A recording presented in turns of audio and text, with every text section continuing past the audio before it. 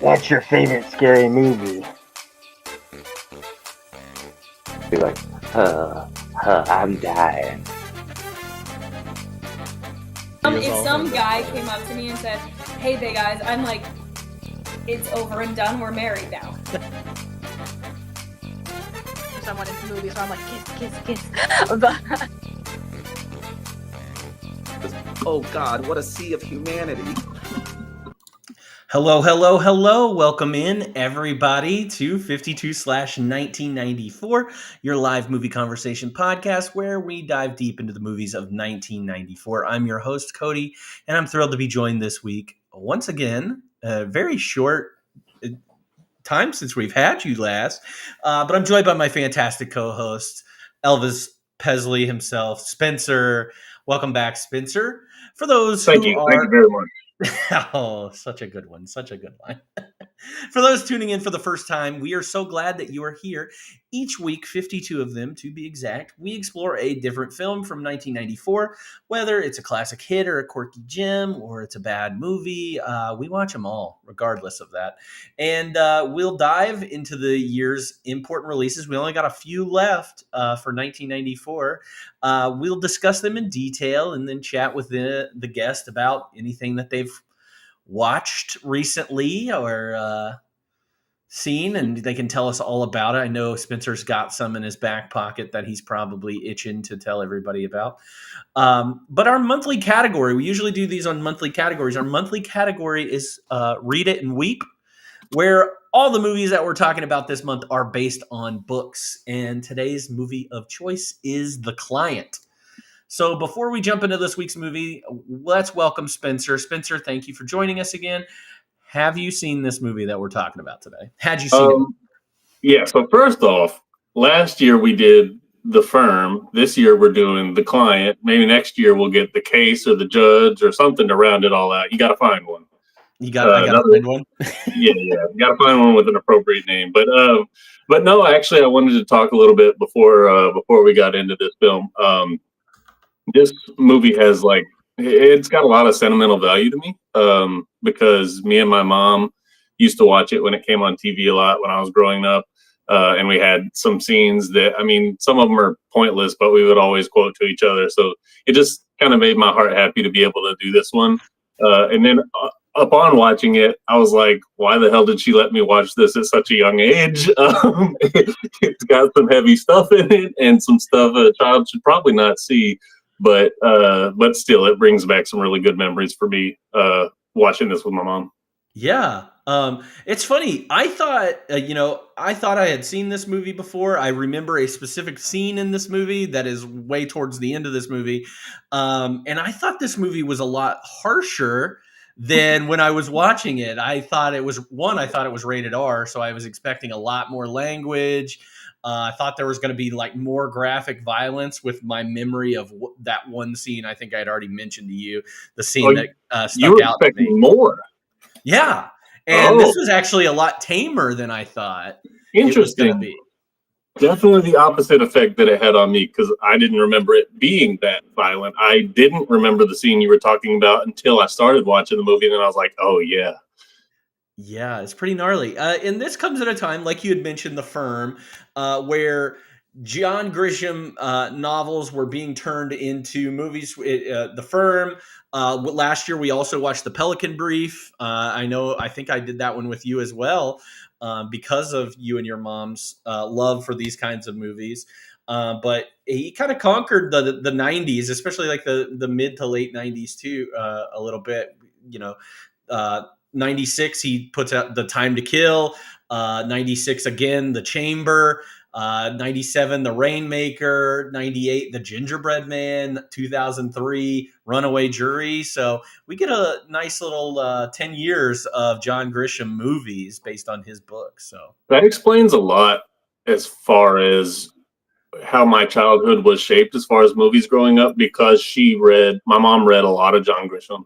So it would make sense that she would read the books and then want to watch the movies, and then I'd be there right alongside her. Obviously, I'm not going to read John Grisham books because I was little. Well, and you being from Arkansas and everything, John Grisham comes from Arkansas, and a lot of his movies take place in the South. The Firm takes place in Memphis. Pelican Brief, I think, is in New Orleans. And this one, I think, is kind of goes through both of those. Yeah. And The Firm also has some Little Rock in it too. So a lot of Southern ties there. So if you're a person from the South, especially that region, you're like, oh, I've been, like, when I was watching this, I was like, Alyssa, I've been there, and I've been there. And you see the pyramid in Memphis, and I was like, I've been there. Oh, that was iconic. When I saw the pyramid, I was like, oh, it's Bass Pro Shop.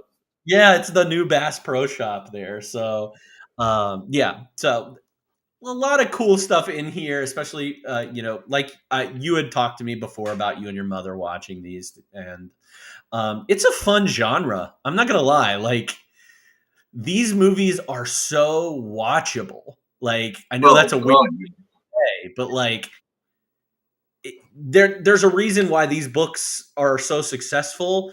I think of other books like these, not in the same kind of genre, but like airport novels is kind of what I call them. But like the Dan Brown, the Da Vinci Code, like, so watchable. The books are so easy to, like, readable. You can't, like, put them down.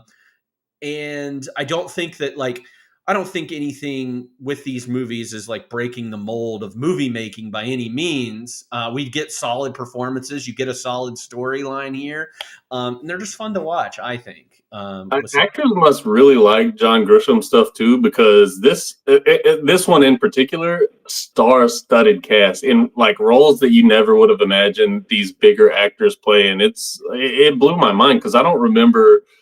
Of course, I didn't know a whole lot about different actors in different roles when I was young, but watching it back now, I was like, oh my gosh, like this guy played a role where he barely speaks, and this guy, the background character, and now he's like a marquee name. It is crazy to see that. Yeah, there are so many character actors in this movie just doing bit parts. I think of like William H. Macy in this movie, and I'll go through the cast, but like William H. Macy plays a doctor in this movie. I think he has like 3 or 4 lines. Like, he's not in this a ton at all. And then 2 years later after this, he's in Fargo as the lead. Well, one of the leads in that movie anyway. So a lot of these guys are really familiar.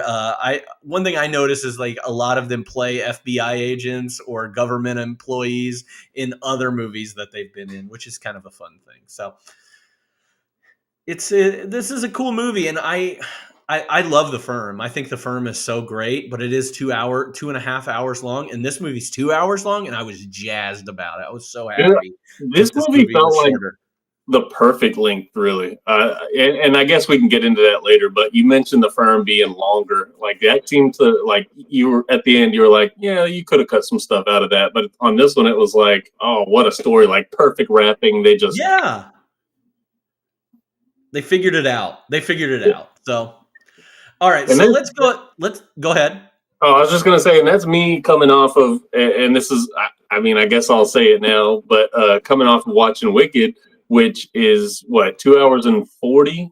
Is that right? 2 hours 20, 2 hours 40? It's almost a 3-hour movie, yeah. Going into it, I was like, God, this is going to be a long time sitting there, and especially, and me having to pee. And then the ending scene came out and the credits started rolling. I was like, oh damn, that didn't seem like 2.5 hours. So this was kind of one of those movies. It kind of goes by, the story flows really well, and you just kind of lose track of time and get into it.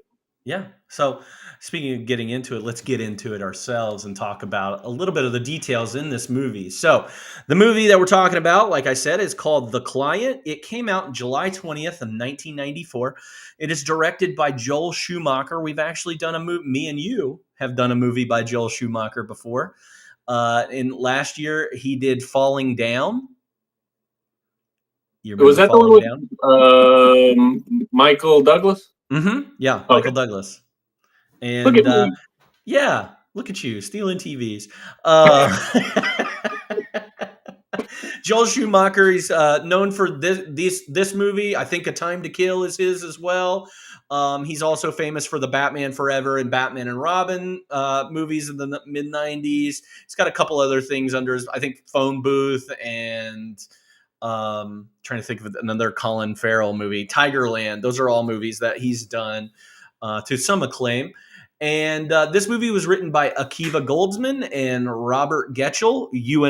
Not me and you. Robert Getchell, we did a movie of his last year, A Boy's Life, or This Boy's Life.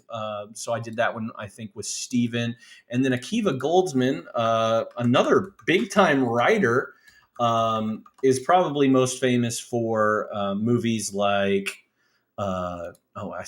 there were A Beautiful Mind. That was the big one that stood out to me. He did A Beautiful Mind, Practical Magic, Da Vinci Code, like I'd already talked about, Cinderella Man, a boxing movie with Russell Crowe. So he's got a lot of movies under his belt. I used to watch Cinderella Man a lot. I thought it was better than most people did. Looking back on it now, it's probably not that good, but I don't know. I think that movie's really good. I liked it. I liked it a lot. I one time went to I don't know if it was like 24-hour fitness or one of those places, and they had like the cycles all up in one room, and it was in a dark room, and they were showing Cinderella Man on the screen. Yeah. I was like, I could exercise if they just show me 3-hour movies. Right. So dang, that's a good idea. I like that idea. I might have to see if our jam will start doing something like that. I think that's a good idea. This movie, like Spencer said, is a star-studded cast. I'll go from the top with some of our probably biggest names in this movie. Susan Sarandon is Reggie Love.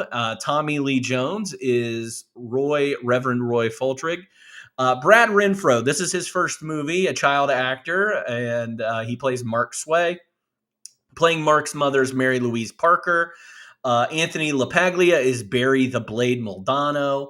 And then, like Spencer was saying, we have a whole list of people that I'm not going to give all of their like roles in this, but J.T. Walsh, Anthony Edwards, Ossie Davis, Will Patton, Bradley Whitford, Anthony Heald, Kim Coates, William H. Macy, William Sanderson, and my personal favorite that pops up in this movie was Dan Castellaneta, who's the voice of Homer Simpson. He was the reporter that got in the room and kept trying to take pictures and was just annoying.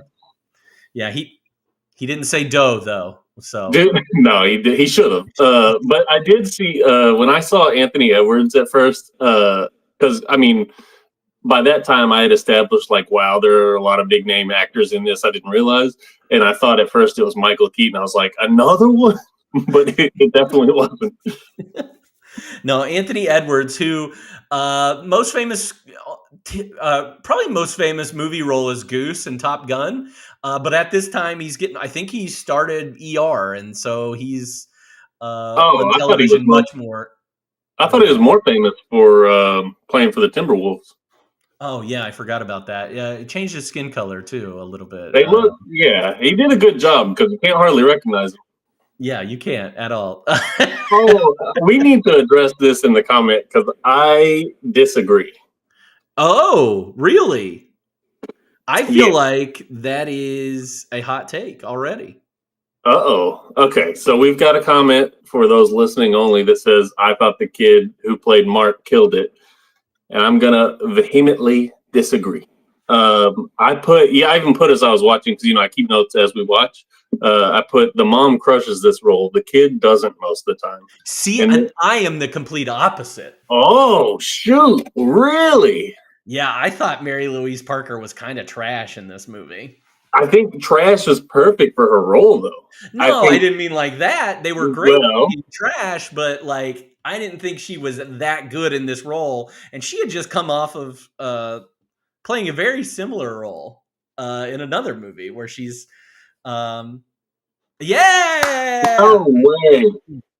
way. Dude, I feel like the mom like plays the perfect like pilled out, drunk, like white trash, very low class, poor, doesn't really know what's going on. She's got her kids in and out of her life. And him, I thought some of it just seemed I got okay, so there's a did you know, and I'm sure we'll get to it, but can I go ahead and hit it since we're on the topic? Yeah, go for it. Okay, so at the time of filming, author John Grisham had a casting approval over all film adaptations of his work and specified that no professional child actors in Hollywood be cast as Mark, right?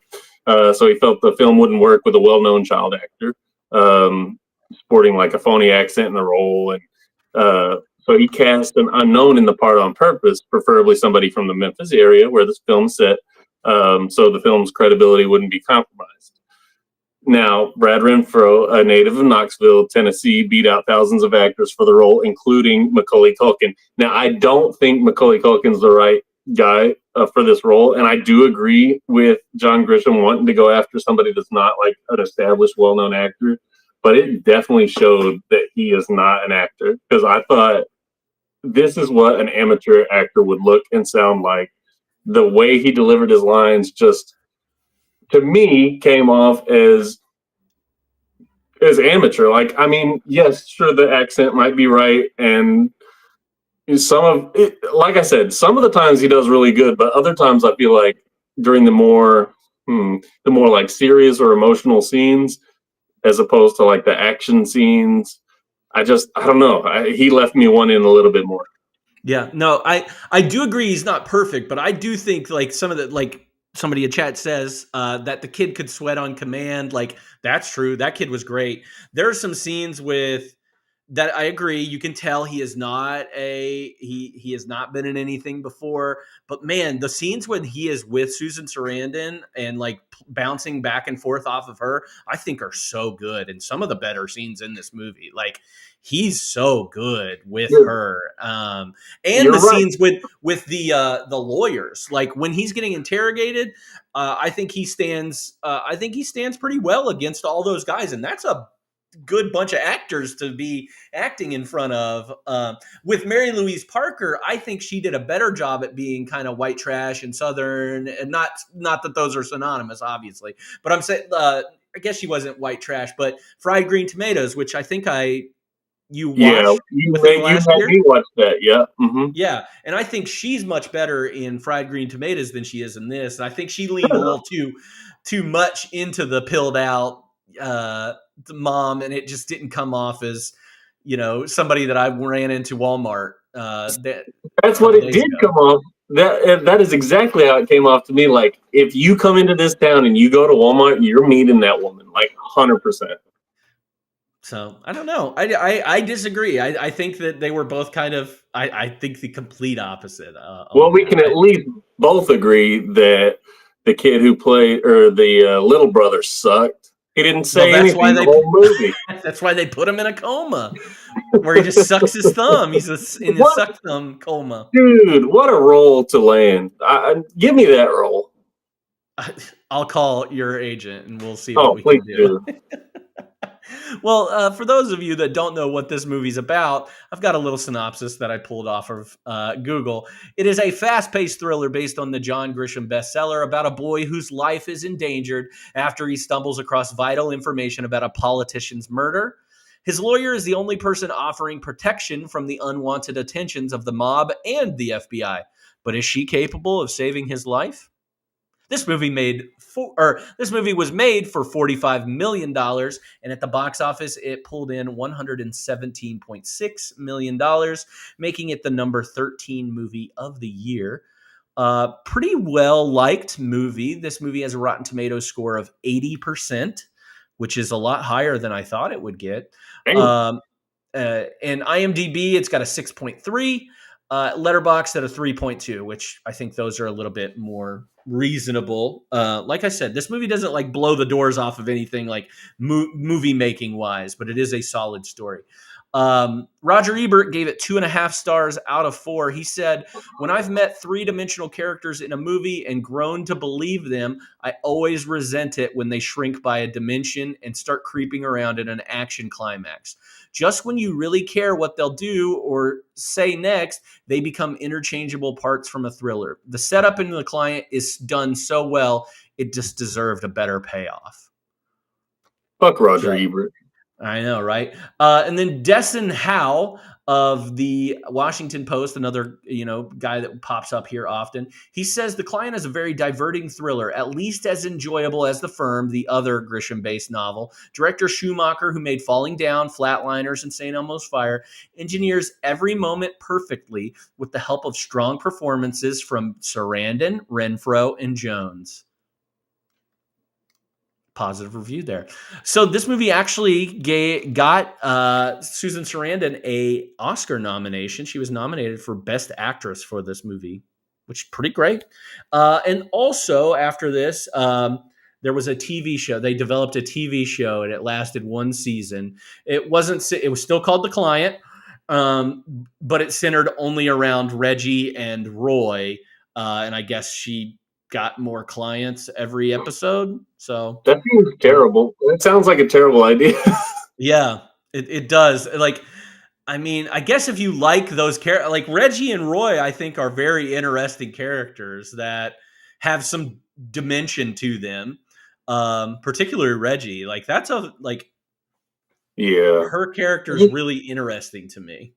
I just hate it whenever they try to like ride that like wave of like, oh, the movie's good, let's do something else, like to continue cashing out, and then it just turns to shit. And that's a hugely saturated market already with like courtroom procedurals. Mm-hmm. Like, no, you don't need another one. We don't need another another cop show, another lawyer show. Like, get out of here. Yeah, and you can tell when they're not done well and when they're not given a lot of effort too. So yeah, sadly, it only lasted 1 season, and we got no more from Reggie and Roy. So sorry for everybody that really wanted to dive into client lore. But speaking of diving, let's dive into our discussion. Let's talk about some of the best scenes in this movie. I have too many. Like I said, this movie, we talked about it, a lot of sentimental value, so I'm writing everything down as we're watching. Like, I don't know. This movie pulled at my heart, man. Well, start us out, man. I don't even know. We start out with the opening scene, you know what I'm saying? Setting the stage, the cigarettes, the hose, the gun, the confession, the act. It was just, it started off strong. Like, they hit the ground running. They did not waste any time. These dudes was going by the river and smoking cigarettes as little brothers.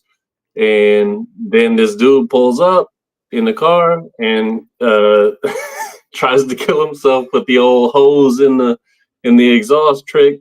And then somehow Renfro gets trapped in the car with dude. And why was little bro not unplugging the hose faster? Like, don't just sit there and watch. That was pissing me off really bad. And like Alyssa said earlier, though, like, this movie's stressful because, like, even though I hadn't seen it in a long time, obviously I know the kid makes it, but I was like, dude, little bro, pull the fucking hose because he's gonna die. And then, it was stressful. First thing I'll say is, it feels like Brad Renfro had definitely smoked cigarettes before. I do agree with that. Yeah. Yeah, that kid has smoked a cigarette before in his life, and he knew exactly what he was doing there. But yeah, this is exactly the first scene that I have listed here. Romy is trying to kill himself because he's scared of the mob coming to kill him anyway, which is something that I have later in our discussion. But yeah, it is a very tense, like 10 minutes scene, especially with Mark in the car. He grabs the gun at one point. The guy's like, pull the trigger. I don't care. Like, right? Yeah, kill me. I don't care. But yeah, that I go back and forth. There's one other scene in this movie where I'm like, is that the most tense scene in the movie, or is it this scene? But But I thought this was really good establishment of Mark. And I think, again, this is one of those times when I'm like, I think he did a really good job. The little kid actor, Brad Renfro, I thought he did a really good job in this scene. You may just change my mind. The more we talk about it, you might end up changing my mind. I'll tell you, there's a spot where he is not a good actor. I have a bit of a bias in the back of my head, and I can't tell you why, and I hate that I have it, but for some reason, when it goes deep, but when actors have a Southern accent in a movie or show, for some reason, it just lends itself to bad acting to me. Like, I feel like they're a bad actor because they can't talk properly. I know it's set in Memphis. I know it's set in the South, but for some reason, it always just seems overdone. And like, that's that kid's accent, though. I understand it. I do, but it just feels like it. There's no way. It almost feel fake. Yeah. Because that's how I felt about Mary Louise Parker. I thought, man, she has landed on thick. No, I thought she slurred it. I thought she slurred it well enough. And then when they offered her the Valium, I was like, yeah, that tracks. Yeah, the Valium part was pretty funny. Give the drugged out mom some Valium. I feel like I sound stupid on Teams meetings because of my accent. I get it. See? I think it's just like, I don't know. I think it's like society has just kind of like made people feel dumb if they have accent. Yeah. Yeah. 100%, and it's kind of creeped into my head as kind of an unconscious bias. Yeah, I think you're such an idiot every time I talk to you. Hey. Well, I don't feel like I've got a terrible accent. Oh, it's bad. Is it? Yeah. You sound just like Mark. Oh, I'm about to have to go change my whole identity.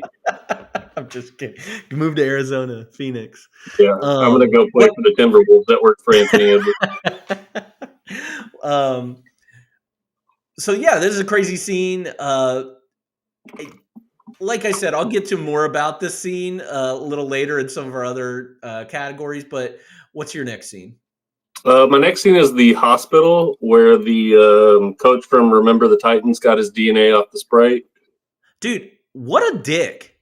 The whole movie. But also, there was kind of a scene with, did I include that in here? Let me make sure I did. Oh, yeah, I did. It's kind of a supplement. So in that same scene, though, I do kind of like it. Like, I know he's a dick and, like, fair play, whatever. He did good at being a dick.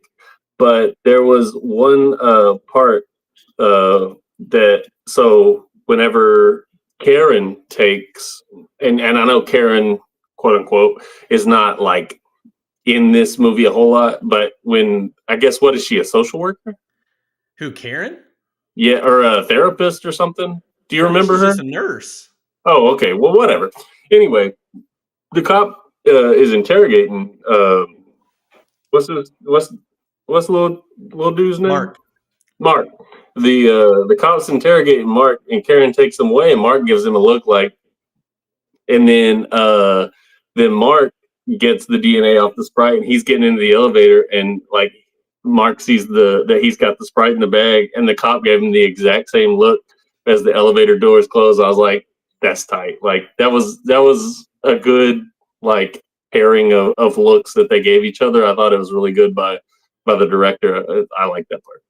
I didn't even notice that. I mean, I noticed the smirks. I would never have even put those two together that they were doing that. But no, that's pretty good. Yeah, no, the whole time I was so mad because I love that guy in Remember the Titans. Of course. And I think he's in something else that I really liked him in is and he was a much nicer guy. Oh, he's in Gone in 60 Seconds. That's another movie that he's in. He's really Oh, I have not seen that in so long. Yeah. And he's like a good guy in that. The new Halloween movies, he's a good guy in that too. He plays a cop in that movie too. Oh, okay. No, but I've always liked that guy. And then I see him in this. I'm like, man, you freaking a-hole, man. I hated him. He's diverse. I know. Good for him. Yeah. But also during the hospital scene, like, my God, Mark. Why can't I remember his name? Mark has like this scratch or cut like right here on his face. And for no reason at all, that's just like iconic to me for some reason. Like that kind of like brought like a flashback of watching it with my mom again. Cause like, I don't know. I think when I was a kid, I probably couldn't stop staring at that mark. I was like, damn, he got scratched hard. Yeah, got beat with that ring.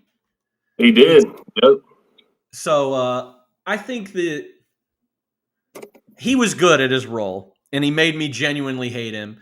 There's no propaganda in this movie. The cops are kind of not the best people at times. They're not the worst. They're kind of like middle gray area guys. I appreciated the avoidance of cop worship in this film.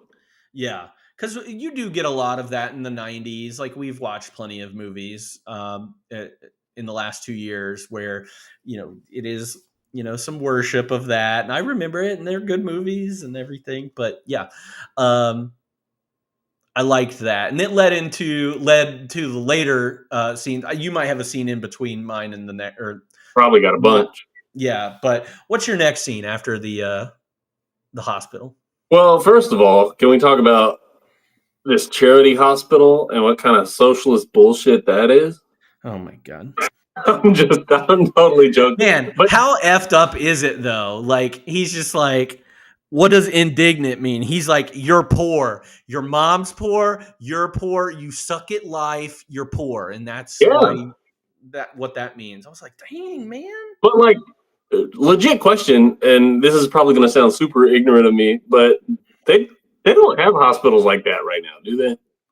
I mean, I think that there are places that people can go to get help without insurance. They can't like turn you away and stuff. Yeah. So.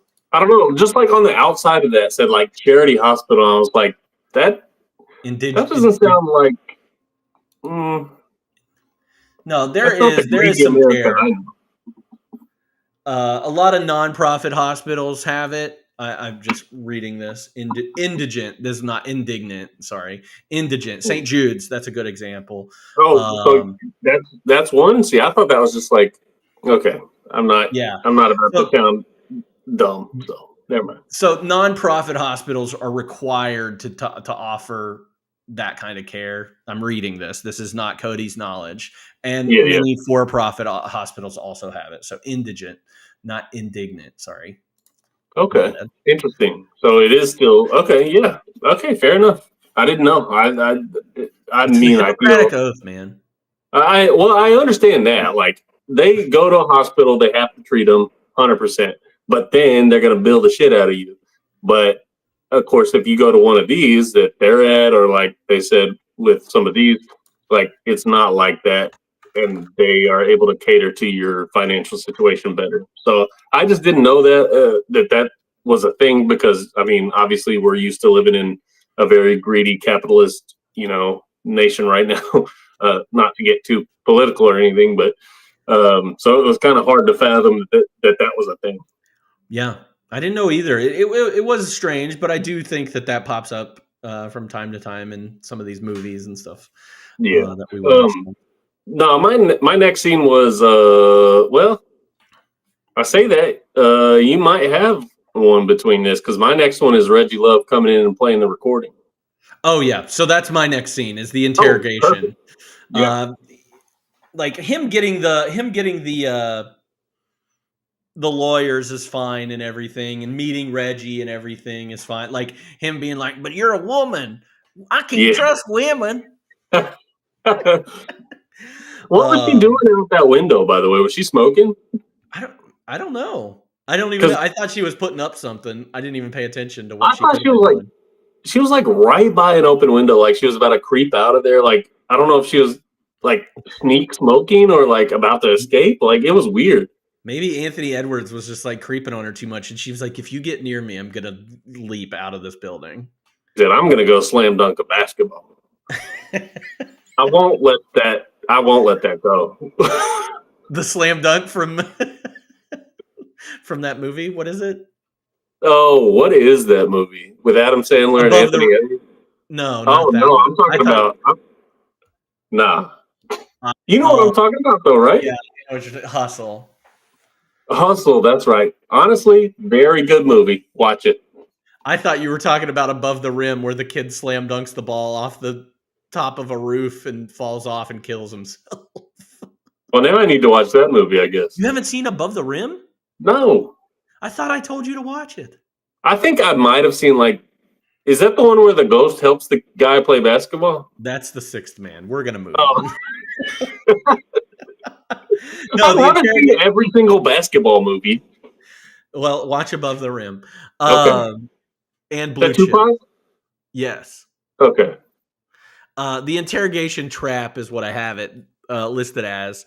And like, this is one of those times when I really think that Brad Renfro really steps up and acts the hell out of this scene against Bradley Whitford and all those other character actors. And Tommy Lee Jones is giving it to him there. It's giving him the business. And they're just pulling his leg. And he's like, well, I got to go to the bathroom. And then all of a sudden Reggie walks in. And she's like, oh, yeah, by the way, I'm his lawyer. And did you guys do all this stuff? And they're like, no, we didn't do that. And then she plays the recording in such a badass moment.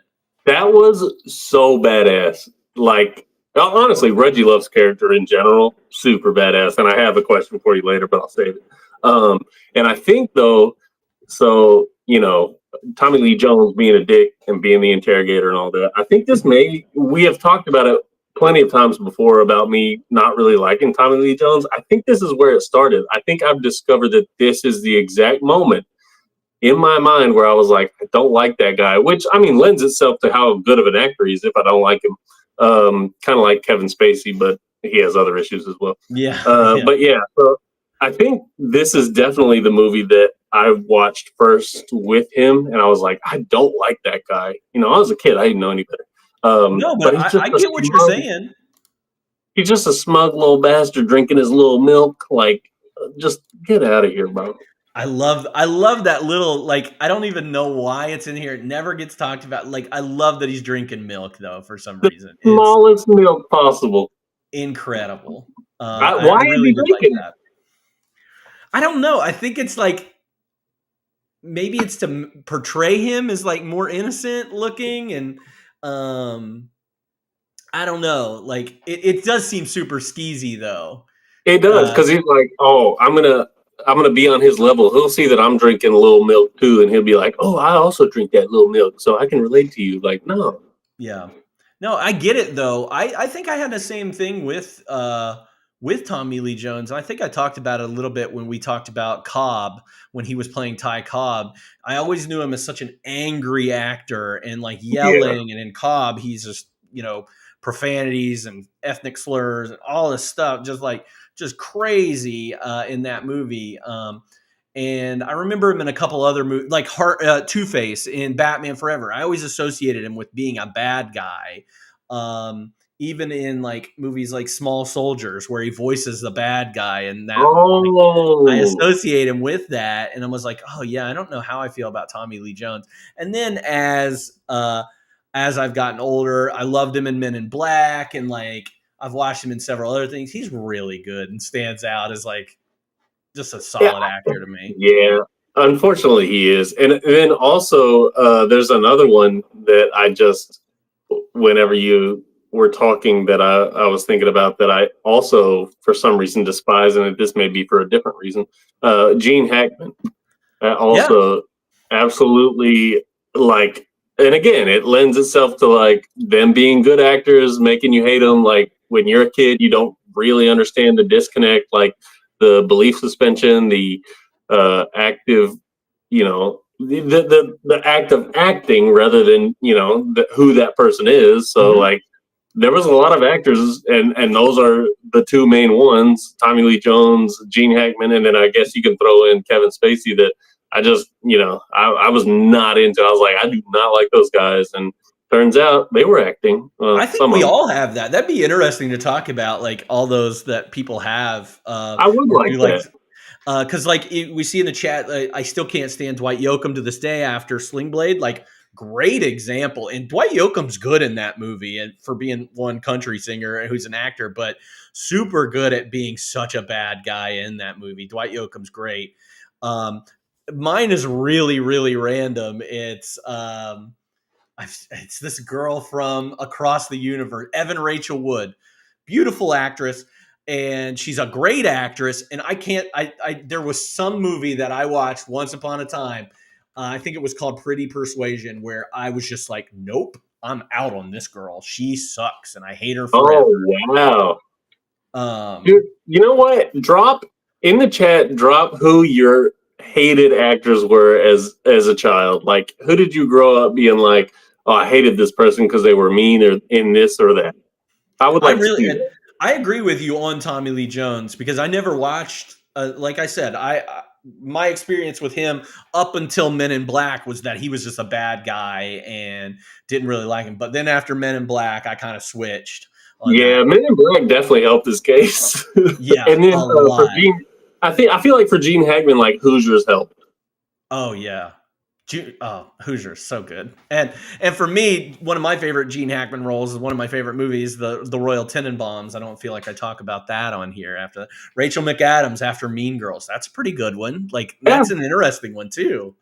So just these random actors. Kevin Spacey's such a good one because even in the 90s, like he always played these he was very smug in every movie that he was in. Very smug. It's so easy. Horrible Bosses was like the cherry on top for me, and that was before everything came out. Because I was like, you could not have cast that better, being a horrible boss than Kevin Spacey, because that is who I imagine in my head when I think of him. My sister hates Kyle Chandler, who is the coach from Friday Night Lights, the TV show. Oh, she hates that guy. That's crazy. Because he played a bad guy in a movie with George Strait called Pure Country. He was the bad guy in that movie, and she hates him ever since then. So that sounds like a fake movie, but my dad hates Kathy Bates. Oh, definitely. Absolutely. Every time he sees her on screen, and now she's got a television show on CBS, so of course he's watching CBS all the time, and he sees her, he's like, oh, I hate that woman. She'll break your legs if you don't watch out. Dude, what a great pull, because she is one of those that, if you watch Misery first before any of her other work, like, that's done. Alan Rickman, that's another one because of Die Hard, Harry Potter, Love Actually. Those are good ones, especially him in Harry Potter and Love Actually. I was going to say, really? See, I was going to say Die Hard. I think that might have been the first one I saw him in. Well, I've never seen Die Hard. So, Merry Christmas to everybody. Sorry, no, I meant the second one. Die Hard 2? He's not in that. I think he's only in 2. No, he's only in 1. Mm. His brother, Jeremy Irons, is in the second one. I think. Wait, that's his brother? Yeah. I'm about to throw a chair out the window. No way. James Woods is a really good one. But James Woods, that's a good one. Julia Roberts, honestly, as much as I hate to admit it, I get it. My mom would not get it. I get it. The first one? No way. You're wrong. I've never even seen that movie, and I know that. Come on, get on it. Get on it. I thought that was the second one that he fell out of the helicopter, right? Or am I tripping? He fell off the side of a building. How do I know more about this than you? I think Alyssa kind of doesn't hate Tom Hanks, but has like an aversion to Tom Hanks. It's like interesting. A little bit. I'm not throwing her under the bus. I mean, I am kind of. Ooh, Jeremy Irons after The Lion King. I love Jeremy Irons. This is we are getting sidebarred, but no, I love this discussion. I do too. I'm looking up a lot of shit. Jeremy Irons is. I love Jeremy Irons, especially because of the movie Dead Ringers, which is not a movie for everybody. I do recommend if you watch Dead Ringers that you read the synopsis before you go into that movie, because it is wild, but he is so good in that movie. There we go. Alyssa confirmed it. I do have a Tom Hanks aversion. I don't know why either. So you know what it is? It's Polar Express. 100%. Oh my God. Polar Express. I can't. Crazy. Dude, if I have to watch that one more time, I'm leaving this house. I think I watched Big and Splash too much as a child to hate Tom Hanks. So Big, Big was such a prominent movie in my house. So Oh, this is fun. I like hearing about everybody's like why they hate certain people. Meryl Streep pisses me off every once in a while, and she's one of the greatest actresses out there. So Interesting. Okay. yeah, there is a point when actors get to a part of their lives where they stop playing roles and they just start playing versions of themselves. And like Yeah. Meryl Streep in the last like 20 years, while she has had some like really good roles, she's also had some roles where I'm like, well, you're just playing Meryl Streep at this point. Yeah. Well, Jack that's Nicholson does the same thing. Al Pacino, same thing. De Who's Niro the- actually tries, I think. Jeff Goldblum. Oh yeah, good one. Every time. Like, Bria was telling me about that because we were watching Wicked, and she was like, I feel like he just plays himself and everything. And I was like, you're 100% right, because we watched interviews with him, and I was like, yeah, that's just him. Yeah, that's wild too. Because I couldn't even tell you a point before where he wasn't Jeff Goldblum. Like he's always been that guy. I couldn't even tell you like early in his career, was he different than this? I don't think he was. I think he's always been just Jeff Goldblum. So, and then I think I feel like you could argue Robert Downey Jr. is like, I don't know. I feel like him as Iron Man is like too spot on for him. Like, and maybe it just is a testament to his acting, but it just feels like him. Yeah, no, I think one, it saved his career and saved probably forever. Perfect role for him. But yeah, he plays Robert Downey Jr. in everything. Now he's you know, he won his Oscar last year, and another one I could understand that people hating on would be Ralph Fiennes. Oh yeah, because of Voldemort. Did I say the name right? No, I think it's Ray Fiennes. Yeah. But watching him in a movie like Schindler's List and then also playing Voldemort later, like, and how on can the you menu, be more evil than Voldemort and a Nazi? Like, I think that's it. I think those are the top. him in the Menu. Oh, the Menu. I didn't even think about the Menu. Yeah. Yeah, so it spans a lot of time. Like, you go from Schindler's List to the Menu, that's a lot of years of him being that guy. And I think Anthony Hopkins avoided it, speaking of Red Dragon and Silence of the Lambs, but I'm sure there are people out there that hate Anthony Hopkins, but he was so good and so charming as Hannibal Lecter in Silence of the Lambs and Hannibal and all those movies that he might have like gotten over that hump, but he's always kind of him and Jack Nicholson kind of in the same breath. Yeah. So sorry for getting you too off the No, I love this conversation. It's such a good topic to go through because it's interesting to see what people will put up with to watch a movie, or who they'll put up with to watch a movie because they know it's good. And like knowing that I know they're a good actor and I know that they're killing the role right now, but there's just something about their face I just want to punch. Yeah, and everybody's also got their deal breakers too. Like if somebody's in a movie, you know, some people just straight up won't watch that movie. Yeah, that is pretty much how my dad is with Kathy Bates. He will not watch a movie. Oh, with wow. her. Yeah. That's crazy. Yeah. So what's your next scene? We got out of the interrogation trap scene, which is a great scene. Yeah, it is. Yeah, man, she's such a badass. My next scene is kind of far away, so you may have one between this. I've got the scene at Mama Love's house talking about Reggie's prior alcohol addiction and them bonding and her like telling the truth and both of them opening up about their lives. I thought that's one that I had where I thought he acted really well. And of course she did too. I mean, she kills it. There's, no notes for her. She absolutely crushed it. But yeah, I thought just them opening up, I thought that was really good character development, and it lended itself to the story so well. Like, it wasn't just, we've seen movies earlier this year that there's just been like an abrupt change in like feelings from one character to another, and I can't remember. You can probably remember better than I can, but there are some movies where one character and another character just hate each other so much, and then the next 5 seconds they're like, oh, you said something cool, like I like you now. But this wasn't that. Like, it felt like they were genuinely opening up to one another, and I like that, that genuineness from those actors.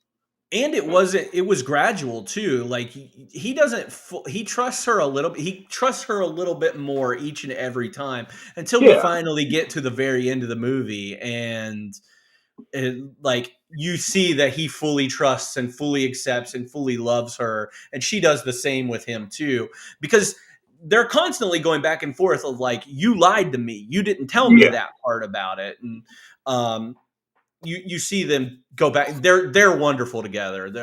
Her and Mark those are the better scenes, acting scenes, like you said with Mark. Definitely better acting scenes. Yeah, and I think it helps. I didn't read too much about behind the scenes. I might get there when we get to the Did You Know, but I can't really remember. I feel like Susan Sarandon just really, I don't know. I feel like she would be really easy to act with. I feel like she's really good to bounce off of. I feel like she would be really comfortable to, look, you're looking across the screen like you see her. And I feel like you have no pressure. You're comfortable. This is somebody that you're supposed to trust. So I think that really helped the kid that hadn't acted a whole lot before in his first role. Yeah. And she later said to him or about him, because if you don't know Brad Renfro, unfortunately, it's not a happy story with Brad Renfro. He ended up passing away in 2008, around the same time that Heath Ledger passed away for drug overdose and everything. He kind of had a rocket start to, he was in a bunch of movies in the 90s and then kind of just fell off because he got into drugs and alcohol. But when he did pass away, she put out a very loving message about Brad Renfro and how he was such a talented and gifted young actor at that time. And she was obviously sad about it and everything, but she really saw something in him that stood out to her, which shows that they had some kind of chemistry and that she really did care for him in that moment. So sorry to bring it down. Bring down a little bit. No, but that is really good. What's your next scene? I've got I guess it's right after their trailer got burned down, unless you had that scene or something before it. Is that when Mark gets taken into custody? Yes. Yeah. So I put the main thing I got was mom freaking out on Reggie Love after the trailer got burned down, then slapping a cop. And that's another scene that I feel like I get it. Like she is justified in feeling like the way she is, and she's justified in feeling bad for it afterward. Yeah, it's I don't know. There's so many. There's worse people in that. The cop that she does slap, that guy sucks. Yeah, that guy might be the worst actor in this movie. He's terrible. He has like 10 lines, and he's bad the whole time. They might have actually pulled a cop to be in that scene because he was not good. Yeah, I mean, she does react appropriately, but one thing about that scene too is it is so like bam, bam, like, oh, my trailer burned down, Reggie Love, you get out of here. I've only got in trouble from here. And then Reggie leaves, and then as soon as Reggie leaves, they're like, we're gonna pounce now, and we're gonna take that kid so that he can testify the next day. I mean, it also does kind of show the scumminess of the cops, because they're like, yeah, we know we can take this kid because she's got to stay back and watch her kid that's in a coma. Like, she has no choice. Yeah. So to me, I thought that kind of showed that. And then that kind of showed, like, it kind of made me think, like, if you were the mom in that situation, what would you do? Are you going to stay with the kid that's in a coma? Obviously. Or are you going to go try to chase after your kid that they're taking? It's a hard pull there. Yeah, I mean, this is such an interesting movie, because it's like, my kid is not telling me everything. The simple thing is just, hey, tell the cops what you know, and then we'll be. But you don't know everything. Yeah. So it's this interesting give and take where it's like they're taking him into protective custody. So what could happen to him? I need to be with my son who could wake up from this coma, or his catatonia, whatever it is. So he'll be fine with the cops, and I'll stay here. I don't know. When I think it's probably the opposite. Like her other kid would be fine with the nurses, whereas the other kid is probably not going to be okay with the cops, in my opinion. One thing I am surprised that they didn't do with the mom character in this, and I'm glad that they didn't do it, because it would have been an easy pivot for them, is to show like her having any kind of disdain for her child. Like, oh, you got us into this mess, and like, you're the like, she never once does that, and I kind of like that. Like, there's a loving mother-son relationship there, not just with the boy that's in a coma, but her other boy as well, and he really is like the protector of that family. I am glad they didn't do that. Like, I mean, they more pivoted toward he's the man of the house, taking care of both mom and son. So yeah, I agree. I did like that, because they easily could have been like, yeah, you're worthless. Like, you've got us into all this trouble. Just leave us. I'm glad they didn't do that. Yeah, and they could have pivoted that into a Reggie becoming like the mother figure for him, but it never felt like that. It never felt like Reggie was trying to be a mother. She had her own thing that she needed to go through for that. So I am glad that was not a part of the plot. And I think that's more kudos to John Grisham probably than anybody. I haven't read the book, but I would imagine if he didn't write it that way, because he had all the casting choices and all that, I imagine he had a lot of sway in the way that that everything went. So it's probably kudos to him for writing it the way that it was written. I agree. This goes into the courtroom scene. Is that your next scene? It is. I put Judge kicking everyone's ass out of the courtroom. I loved that. Those two guys, the Homer guy and the cop, right? For just having a firearm. That was hilarious. Yeah, that was fantastic. No, I like this scene. It is a confusing scene though, because like the kid ends up pleading the fifth, and I'm still a little fuzzy on why he pled the fifth, because he wasn't being charged with anything. Yeah, that was a little weird. I don't know all the rules and stuff, but clearly neither did he. So it played well for us people that don't really understand the legal system. I did read online, like that was some people's gripe with it, like, oh, they don't understand how the legal system works, blah, blah, blah. And I was like, well, I don't either. And I think, 70% of America probably doesn't know how it works either. No, we get all of our courtroom drama stuff from courtroom dramas, and we know that's not how it works. So not everybody's just giving speeches all the time in these proceedings. But no, I really liked, and I loved the judge. He was so good.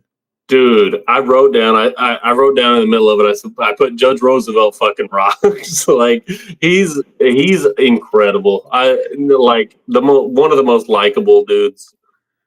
Yeah, I love Ossie Davis. Anytime he pops up in a movie, I'm always like, this is going to be good. Ossie Davis is great. Not to be confused with Ozzie Davis, who was a Cardinal. Or is Ozzie Smith? That's what you're thinking of Ozzie Smith. I think there is an Ozzie Davis, though, with a Z, not an S. I don't think this judge can do a backflip in the infield, but that's just me. He's not the wizard? I can't even remember what that guy Uh-oh, my phone says it needs to cool down. It better chill. It better chill. You better blow on it. That's okay. I expect moments like this with you, because you're usually taking bathroom breaks by this point. You know what? Shockingly, I've been good. No, you haven't drank anything today. That's good. Yeah, Ossie is the best. What's your next scene? Because the last one, I've only got one more scene. Is your last scene like toward the end? Yes. Okay, cool. Then yeah. I thought I had more. It turns out I just wrote more about this one in particular. I put of course, everybody's phone, man. They can't handle the heat of this just needs to get a PC. No, your stream's just too fire, dude. Oh yeah, that's what it is. So I put my next scene. my next scene, and we kind of get back into my childhood a little bit. So the scene where Mark is hiding in the observatory, for some reason I'd forgotten about that. Oh, fuck. For some reason I'd forgotten about the scene where Mark was hiding in the observatory as dude was chasing him. And like, for some weird reason, like, I kind of got like a weird PTSD seeing that part and like hearing the music, and it got my heart racing a whole lot. And as the guy was chasing him, like, and then it led me to like a specific movie pairing, which we'll get to. But and then them from that, like transitioning to the morgue scene, it made me shiver, like, because I couldn't imagine A, having to hide with all those dead bodies, and then B, getting locked in the morgue freezer like Mark did to that guy. Like, I don't know, that kind of shook me a little bit. It's like a Velociraptor move from Jurassic Park. He tricked him and got him in there, locked those raptors out. It's similar, and whenever I tell you think it helped freeze that mole off his head? Okay, well, I did have something about that thing on his head, but maybe. But yeah, no. When I tell you about one of these movie pairings, and when I get to the movie pairings, I'll tell you which one it was that I was alluding to in this scene. Mm-hmm. You'll understand what I'm talking about. But then I've got the scene. I've got the scene where Mama Love is being nice to the cops. This kind of brings about a quote that my mom and I always say to each other, and I'll tell you that later when we go with favorite quotes. But I put the scene where Mama Love is being nice to the cops and Reggie is stabbing some shit in the freezer, and Mark calls her after locking the guy in the freezer. That's your scene? That is my scene. And whenever I tell you the quote, I'll tell you that's what scene it came from. Now, with that scene, before he chases, this was my other, like, is this situation more tense than the opening scene with him in there? Like, the scene where he is specifically, this isn't even the same scene. I was going to reference the scene where he's in the elevator scaring the kid at the first time. Oh, yeah, that was a good one. That knife? Like, that's scary. That was a scary scene. That was a really good one. The same dude with the shit on his head. It's a mole. I thought of you immediately when I saw it, though. I was like, oh, Spencer's gonna say something. Because of the mole? Yeah. Mole, mole, mole, mole. He doesn't have that on his head now. Oh, does he not? No, he doesn't. I think he's in what's that show? That motorcycle show, Sons of Anarchy. I don't know. He doesn't have it on there anymore, so no more mole. The mole was very distracting. You're right. I 100% thought that was prosthetics. I did not know that was real. It might be. I can't find anything other than this movie where he has that mole. I feel like a dick if it's not, because I thought that was a prosthetic choice. So I thought that was makeup chair doing their makeup thing. I didn't know. He never had a mole. I'm about to die. Oh my god. I know you'll love that one after watching Plane Train. What? I just looked it up. He doesn't have a mole. Oh, okay, good. In real life. I don't feel bad. So I'm wondering if that's part of the book. Like, that's how he was identified in the book, is he had a mole in it. Because that's what they focus in on that one scene. Like, he sees that guy underneath the mask, and he's like, oh, I recognize that mole. Well, that's what I even put on one of these things. What did I put? Oh, well, it was that one I just read with the guy with the shit on his face. I didn't know. Like, if you've got a mole on your face, it's fine. Don't get rid of it. But this guy happened to have a mole on his face, and that's how I'm describing him. But Buck Melanoma, Molly Russell's wart is incredible. And after you watching Planes, Trains, and Automobiles with John Candy, I feel like you would appreciate that. Love that in where she has it like on her chin, doesn't she, in Uncle Buck? Yeah. Buck What a line. what a- But no, so this last scene, I'm sure is yours as well, is them looking for the body in the boat. Yes, that's my last scene, and this is the only scene I remember from this movie was that particular scene, but for more gross reasons. Well, yeah, and well, not only gross reasons, but it was just so tense. Like you were like, dude, like what? And Reggie Love is 100% justified in this. She's like peeking through the window. His dude's like peeking out of the boat. Like, why are you just staring down there? Like, get the fuck out of there! Like, and she can't say anything. Also, why is this boathouse? Why are there only locks from the inside? That pissed me off. That was weird, and I saw that was on like an IMDb like trivia thing or like mistakes or whatever, and I was like, oh, well, that is odd. Yeah, But I mean, I don't know. It's a movie. Is the only reason I can say.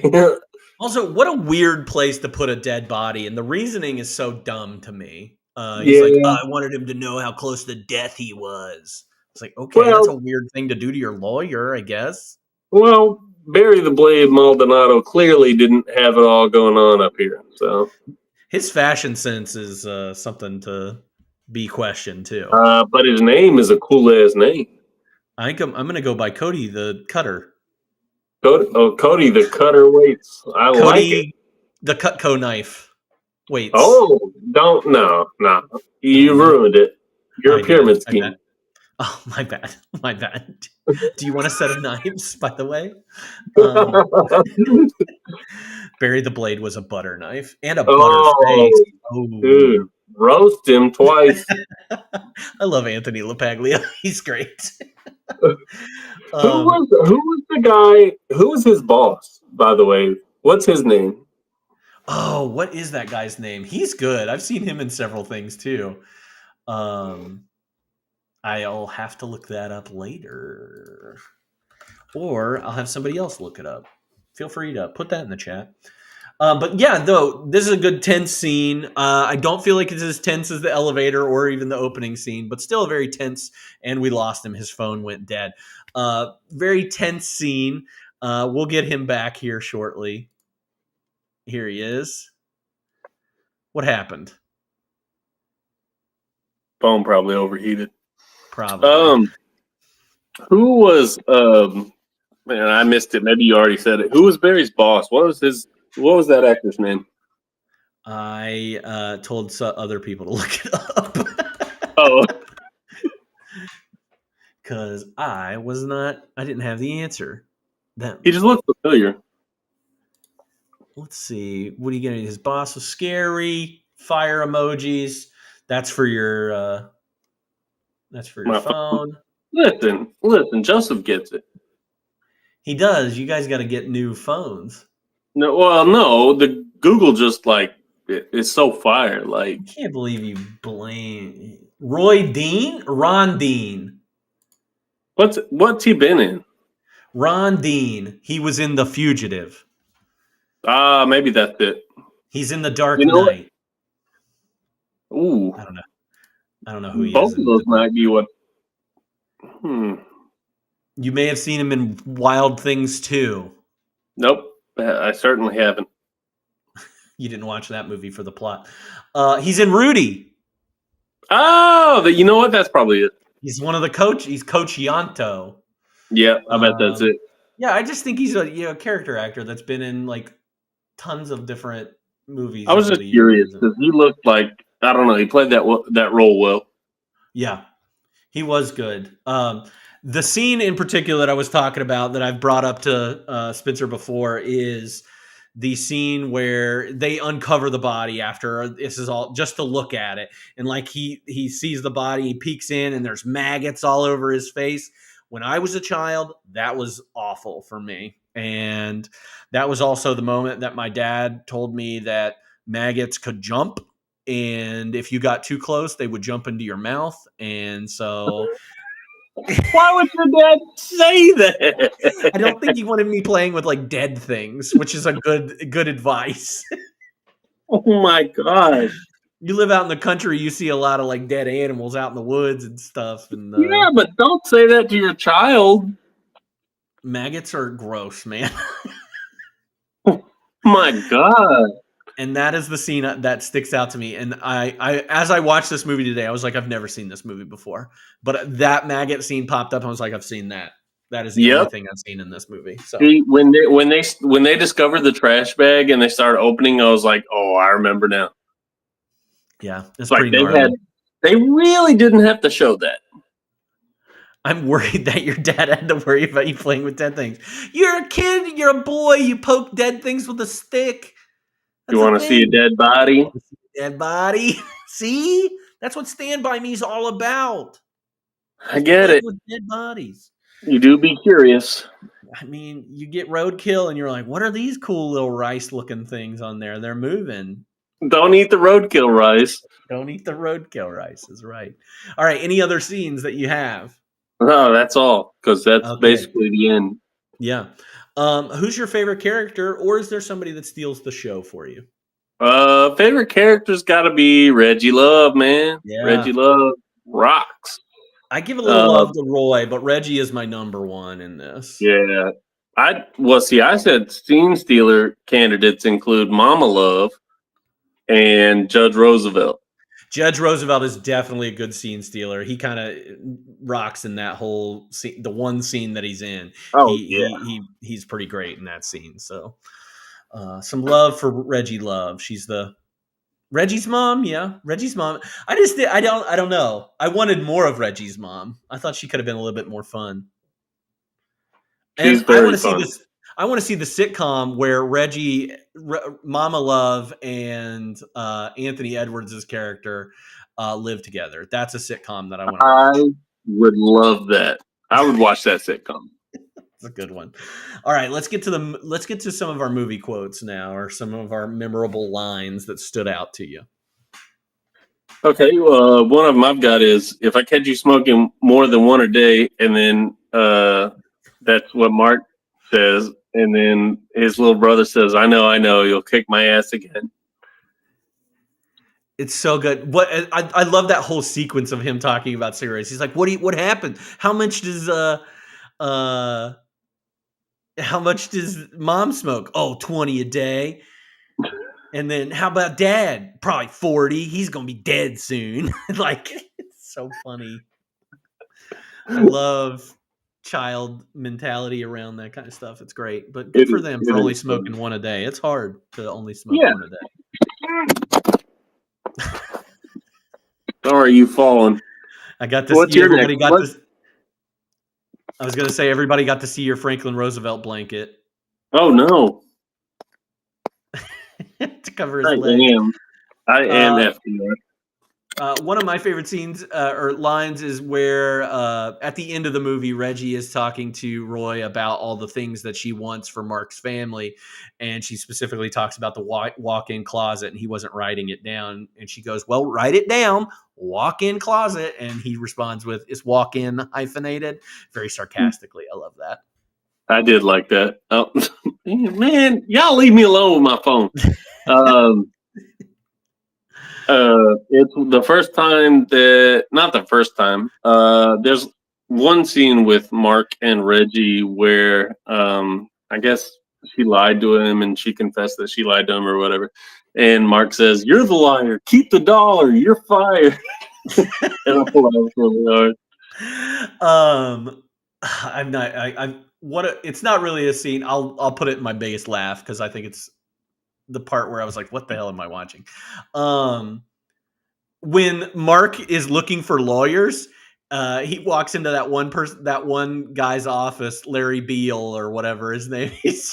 She goes, where's your parents? And he goes, where are yours? And she says, are you even injured? He says, do I look injured? He said, well, we only do injuries. And she says, well, I'll go get hit by a truck and come back. That one was really good. I was like, damn, props to you. Yeah, that was good. Quick kid. Another one, this one was kind of emotional. Not like I didn't cry. I ain't gonna be like that. But at one point he said, Reggie, I'm scared. I think he was on the phone or something. And I was like, damn, like that was the one of the parts where I thought he acted really well. Like Yeah. he was on the phone. He said, Reggie, I'm scared. I'm like, damn, man. When Mark and Roy are walking to the plane at the end of the movie, he says, "Thanks, Rev Roy. You've been a real pain in the ass." And Roy says, "Thank you, son. I can assure you, you have been an even larger pain in the ass." I love that line. That's so good. That was good. So this next one is from when. Remember, I talked about the scene. Where was it? Oh yeah, the scene where Mama Love was being nice to the cops and stuff. Mm-hmm. That's the scene that my mom and I Jeanette. She said, "Who's on the phone?" "It's Jeanette." And then the mom says, "Oh, it's Jeanette." I don't know why. It's just so funny. It's Jeanette. It's Jeanette. That's a funny joke. Yeah, I don't know why we've always loved that line. We just always have. Great. I love that. I'm out. So anything else you got? I've only got one more, and that's Mark saying, and it's a line that I can't. I don't know how to feel about, because on the one hand, like, it's sweet, but on the other hand, it's like, what the fuck? So it's when he said to Reggie Love, he said, "Wherever your kids are, they're crazy not to want you with them." I'm like, damn. But at the same time, like, you don't say that. Yeah, that's rough. Poor Reggie, man. I know. She breaks my heart. Speaking of breaking my heart, biggest laugh, cry, scare, or thrill in the movie. And this is where I didn't say one of my lines, because this is one of the moments in this movie where I did not think that he was a very good actor. Oh, no! It's in the scene. I laughed so hard. He's just standing by his catatonic brother. His brother's sucking his thumb in the hospital. He's just doing a guitar solo. And then he starts saying, he's like, "You love it when I do my guitar solo." Dude, I've got that as my most what the fuck moment. I've got him playing the air guitar in front of Ricky, trying to wake him up, and then he does the Eskimo pissing. Which is He says, "This is Eskimo pissing." I've never heard that one, but I want to use that one later. Which is terrible. The Eskimo is totally racist, by the way. Don't use Eskimo. But oh yeah, that's why I included it as what the fuck moment. Oh my god! I'm glad we had similar. I was dying. Really, you love it when I do my guitar solo. What do you have anything in this biggest laugh, cry, scare, thrill? I do. I've got two, and both of them were cries. Even though I didn't cry, it was still like an emotional moment. And that's one when Reggie finds her little kid stuff, especially that tiny little shoe. It's just. It felt like they were dead, right? It broke my heart. Like, I mean, they may as well be to her, because they can't visit her. Yeah, that's true. They don't want to see her, but like, yeah.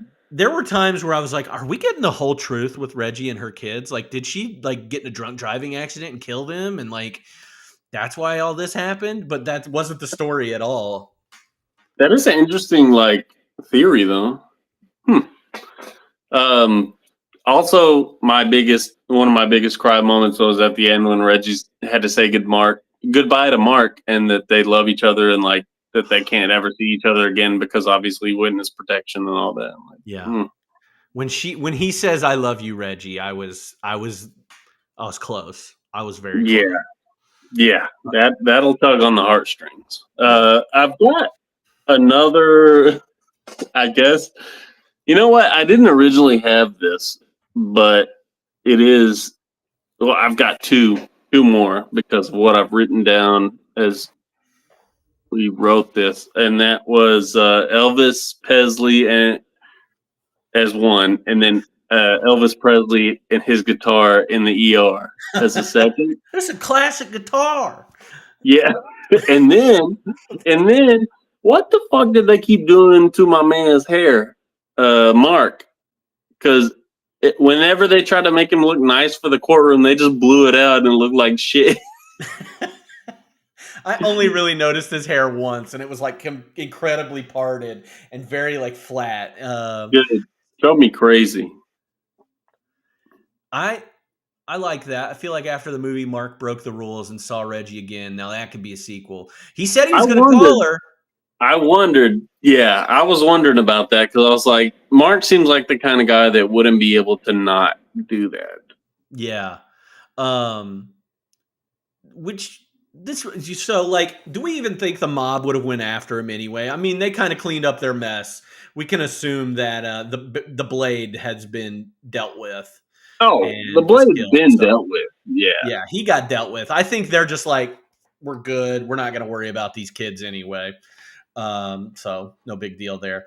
In my ridiculous moment, whatever, is like, why is he killing? Okay, so why does Romy want to kill himself anyway? Yeah, I don't like. I guess he's gonna die. You want to go out on your own terms, I guess. Then he didn't want. My thought is he would rather go out on his own terms, like quickly, than be like beaten and tortured. Because who would want that, right? The other thing though is like he got that information from the Blade, and what other mob secrets is he sitting on though? Like, why is this the one that they're like, oh, okay, we got to go after this guy? Because he seems to be like the mob lawyer for them. He probably works for the firm. Yeah, I don't know. I was confused. A little confusing. A little what the fuck. I was just like, I don't really like this. Yeah. Also, when you shoot a bullet through a tempered glass window, it shatters. That made me mad. Well, fair enough. Yeah, I tried to suspend my belief enough, but I get it. It's okay. I've got one more, and that's the fact that they put the kid in the women's prison, and then subsequently him ordering all those pizzas. Just random. Why not? Yeah. I thought that scene was a little far fetched. How about all the women in the women's prison being like, "Oh yeah," like that felt weird, right? Yeah, because I was like, "Dog, this kid's like 10. Like, what?" This must be one of those good prisons where it's not overcrowded, and they have a whole section where that kid can sleep in any of those beds. Right? How are you going to have an entire unit empty? Yeah, that's crazy. I mean, I'm glad. That means that that people aren't committing crime in this universe. Oh, is that what that means for these private prisons? Well, let's not get political. Did you have any best music moments or score for this? I had one, and that's when I put when the guy with the mark on his head shows up at the hospital. I put that initial sting hits really hard, and it did. Yeah, I didn't know how to explain that guy though without putting the guy with the mark on his head. The mole. But yeah, that initial sting just hit really, really hard. Yeah, the score was provided by Howard Shore, probably most famous for his Lord of the Rings films, and doing the scores for those and stuff. Howard Shore's done so much, but yeah, that's the guy who did the score for this movie. What about you? I didn't really. I mean, it didn't really like. Obviously, it did like the tense moments, especially like the chase scene through the hospital and going down through like you said, it's very tense moments. That's the only things that really ever stick out to me via the score. But I wasn't like blown away by the score by any means. I think it was just pretty standard. It felt like no offense, Howard Shore. It just felt like a TV score kind of thing. Like it got very high strings whenever it got to a stressful part, and it was very like flowy whenever we were in an emotional part. So it just kind of worked really well. All right. You ready for everybody's favorite part, the F, Marry, Kill? Put them in the chat. Put them in the chat. Put some FMKs in the chat. Because all I wrote down was Susan Sarandon, and Susan Sarandon. Because Susan Sarandon Brawless is Chef's kiss. They don't have bras in Memphis. I don't know if you knew that or not. Because Mary Louise Parker was also not rocking a bra. But Well, I wasn't paying attention. because she was like, she's too pilled out for me to even check it out. Right? She's too good of an actress. That's not what I said. All right, so we've got Reggie Love, Diane Sway, Mark's mom, and Karen, Nurse Karen. Oh, Nurse Karen was hot. Right? What? Okay. Think I'm going F. Karen. I think this is the only answer. F. Karen, marry Reggie Love, and then kill Mark's mom. Why are you killing Mark's mom? Because she's pilled out mess? Yeah. Exactly. You're not down with that? No, I'm not down with that. I understand the argument for flipping her and Karen though, but I still think you marry Reggie Love. I think so too. I think you marry Reggie, even though she's got that past. I feel like she's just on the precipice of just like becoming really awesome at her job as a lawyer and like really stepping up. Maybe she clerks for Judge Roosevelt and then becomes a judge herself. Now that's a movie. Now that's a sequel I'd watch. Oh shit. Yeah, I think you're right. I think you kill Diane, and I think you F Karen. I think that's really the thing that I kept thinking about with Diane, and maybe this is a part of her that maybe she did a good job as. I think about those West Memphis 3 murders or whatever that happened, and the parents of those kids, and she did remind me of the parents of those kids. Fair enough, yeah. Like she was very West Memphis coded, so good for her. All right, who gave the best performance in the movie?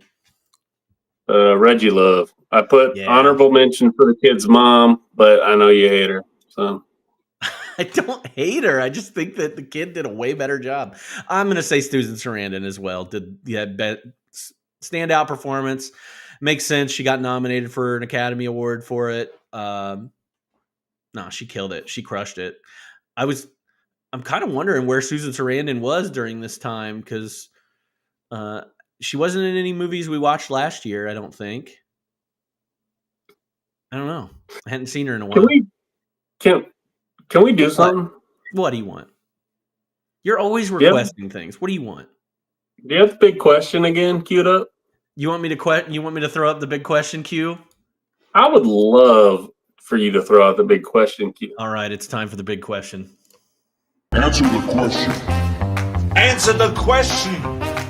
Excuse me.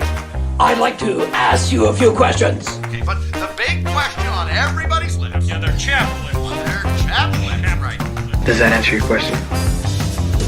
Good question, Aguado. No, that's the most important question to which I hope to find an answer. I don't know why it didn't play all the way. That's fine. Is Reggie Love the most badass / likable character we've watched this year? Ooh. Man, that seems like an end of the year question, man. Oh, I know. I'm just saying. You can save it if you want. No. I'm trying to think back of all the ones we've watched, though. Like the most likable character that we've most likable or most badass. Man. I'm sorry, we're not going to go through the full clip. I'm not going to go through just to watch the full clip of the big question. I got to figure that now. Now I'm looking back. Now, have you done any preliminary work on this? No, I haven't. I just as I was watching this, I was like, I don't know, who could be beat in terms of. I mean, her pulling out the recording and her with Mark and her in the courtroom. It's just I don't know. It's hard. Forrest Gump. He's badass. He's likable. I don't think so. Red from Shawshank Redemption. That was this year? Yeah. Okay, well, think about it. Maybe That's you know what? No, I'm just thinking. I'm giving you options here. I'm thinking of them. Okay, you know what? But I'm thinking maybe you do save this as an end of year question because I did have that at the end of my notes. I said award shows coming up for the end of the year, so maybe we need to think about some stuff. Yeah, most likable. That's a good one. That's a really good one. We can add that to our superlatives. Yeah, the only thing that yeah, we'll add that. That's a good one. And think on it, everybody. Who knows? But you're right. That's a good question. I mean, there's a lot to like about Reggie Love. There is a lot to like about Reggie Love. She now that I'm looking at a list of the movies, I'm like, yeah, you might be right. Like she out of all these ones, she might be the most likable. We've got a couple more movies left this year though, so maybe somebody will dethrone her. But yeah, she's pretty great. Reggie Love for the win. All right, let's do a 94 or 2024 recast. If you could cast anybody in these lead roles in this movie, maybe when it was made then, I think Susan Sarandon did a great job, but maybe there's somebody else we could have seen in that role in 94 or 2024. So what would you think? You're probably not going to like this section of the questions for me.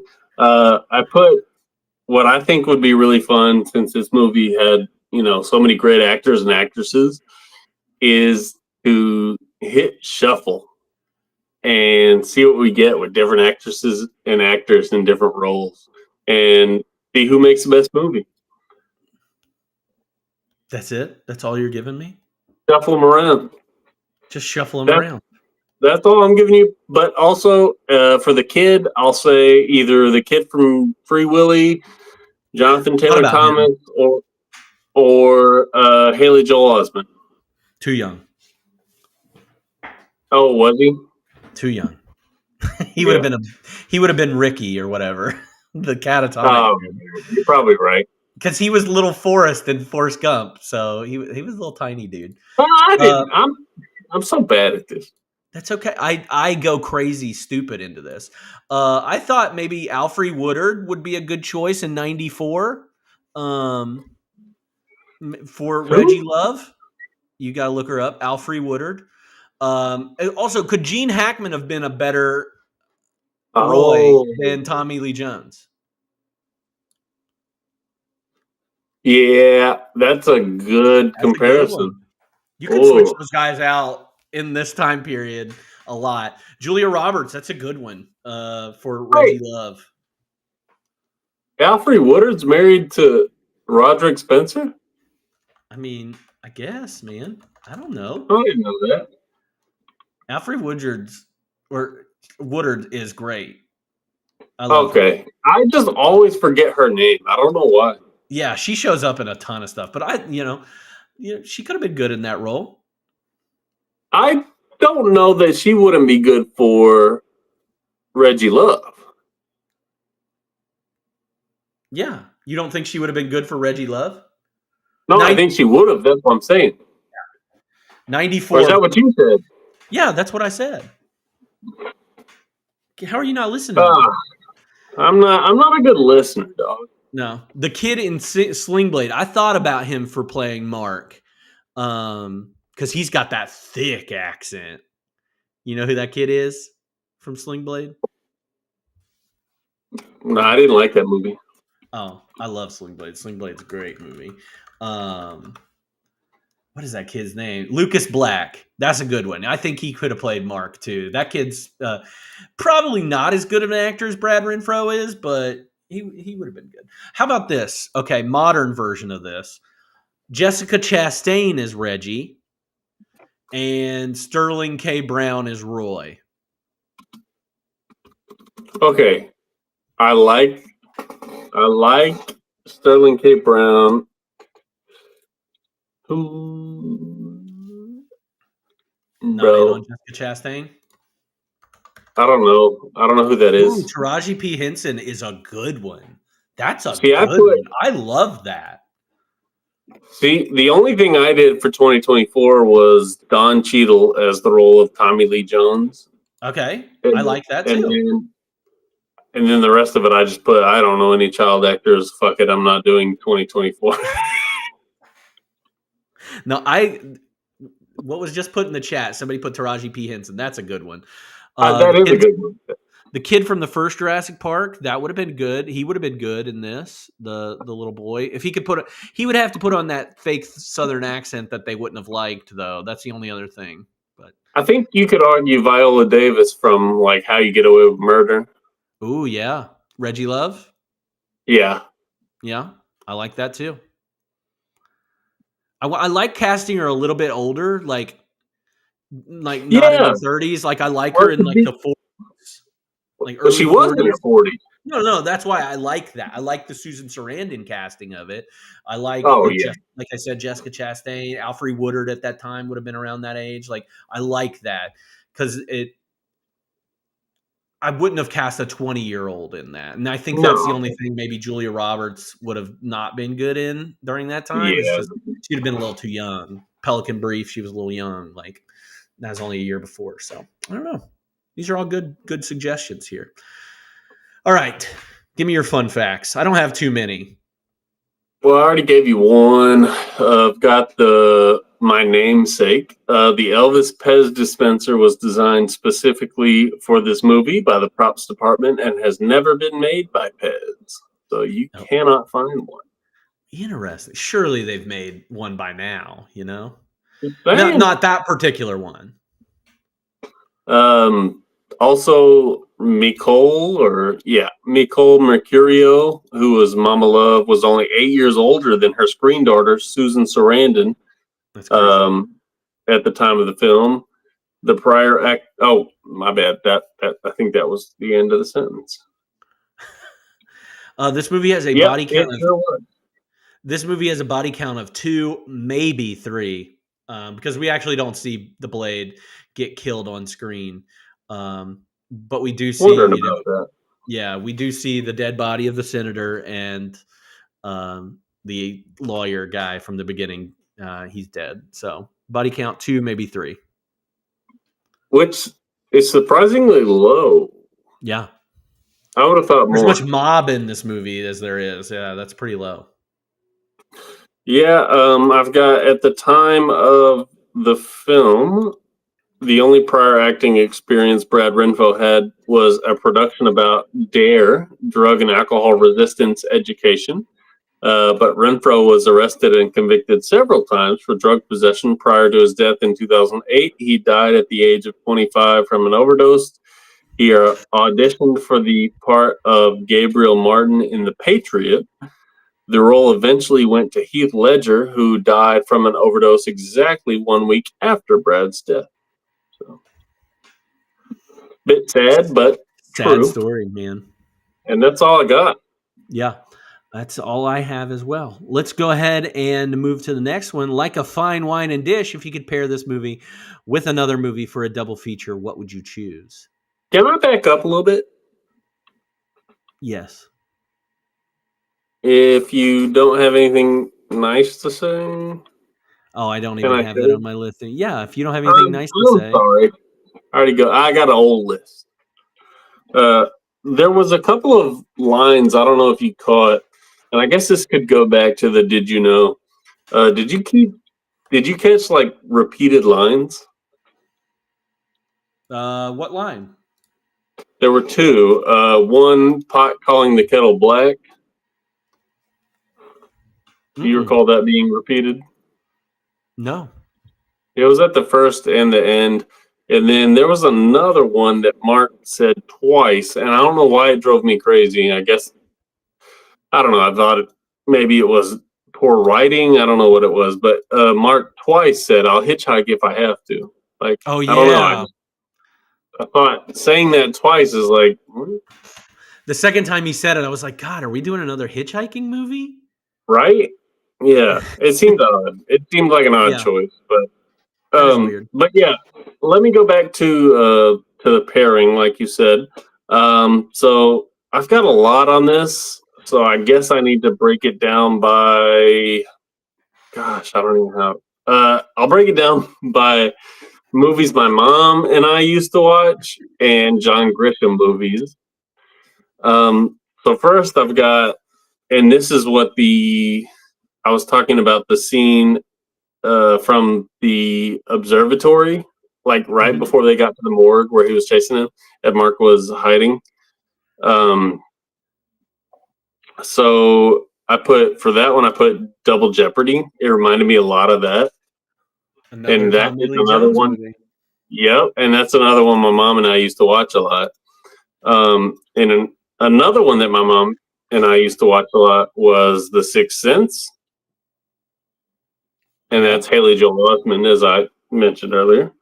And then another one that my mom and I used to also watch was Sleeping with the Enemy, Julia Lee Roberts. Sorry.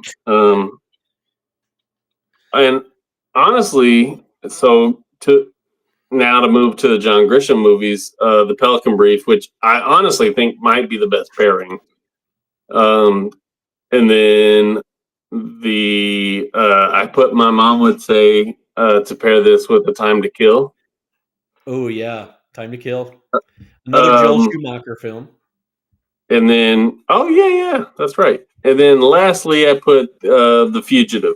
I think that would be a good pairing. But I mean, seeing this movie and subsequently answering like these questions, especially about like movie pairing, it's kind of unlocked some precious memories for me. So I really appreciate that. It's meant a lot to me. No, I love that. I had The Fugitive on my list as well. The Firm, I think, pairs really nicely with this one. Just because of the mob, like the fact that there's a lot mob lawyer, Memphis is in there. It just feels of the same universe and right down the road. So I thought that paired really nicely. Here's one that I went a little bit off with, and it is a couple of years after this movie comes out, Tom and Huck. The Disney Tom Sawyer Huck Finn movie, where Brad Renfro plays Huck Finn, and he also witnesses a murder and must go on the run. Wait, is Jonathan Taylor Thomas in that one? Yeah, he plays Tom Sawyer. Yes, okay, dude, that's a good one. I forgot about that one. I was like, I'm pretty sure he witnesses a murder in that movie. I had to look up the plot, and it was like, oh yeah, he does. That's a good one. Huck. I think we watched that one in school. Yeah. Wait, that one's in the background? No, I had National Lampoon's Christmas Vacation playing in the background because I didn't have the client on here, so fair enough. It works. Anything else? Any other movies? No, that's all I got. That's it. All right. On a scale of 1 to 5, how likely are you to rewatch this movie? Calling Back to Alyssa. I actually I put a 3 because this is a bit stressful. Yeah, it is. It is a 3. It's not one that I'm like going to gravitate towards all the time, but it's not one that I'll turn off. You know, it's got some moments in it, especially now that I've seen it all the way through. Besides the maggot scene, I enjoyed it. So rate the film on overall though 1 to 5. I think overall I probably gave it a little higher because of the sentimental value, but I gave it a 4. Yeah, I think that's okay. I was struggling with this one. I was teetering back and forth between 3 and a 3.5. Everybody always feels like 3 is really low. That's just not what it means. It just means it's a solid movie. It's a good movie. I'm not, knocking it for anything. But the performances alone in this might boost it up a half star for me because Susan Sarandon and Tommy Lee Jones are great in this movie. So I love them. And Brad Renfro, even though you hate him. I don't hate him. You hate him. You hate his guts. But Spencer, I'm glad that you got to watch this movie. I'm glad you picked out this movie for you to watch. Thank you so much for doing this. But before we wrap up, let's hear your recent movie recommendations. Well, it's not going to be a lot because I've already mentioned one before, and also you've had me on pretty recently. So I forgot about that. Yeah, but so what is today? Sunday. I guess 2 days ago I went and watched Wicked, and I honestly didn't expect to like it as much as I did.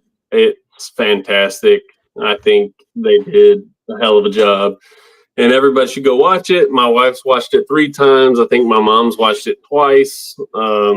It's just I don't know. It's great, and I didn't expect it to be as good as it was. And even though my wife hyped it up so much, I thought maybe you're overhyping it, but it was fantastic. I also watched the newer John Benet Ramsey documentary on Netflix, and I'm also currently watching The Patient with Steve Carell on Hulu. So that is what I'm watching. Ooh. Yeah, Is that it's the one pretty where good. is that the one where he's like tied to a chair? Yeah. Oh, okay.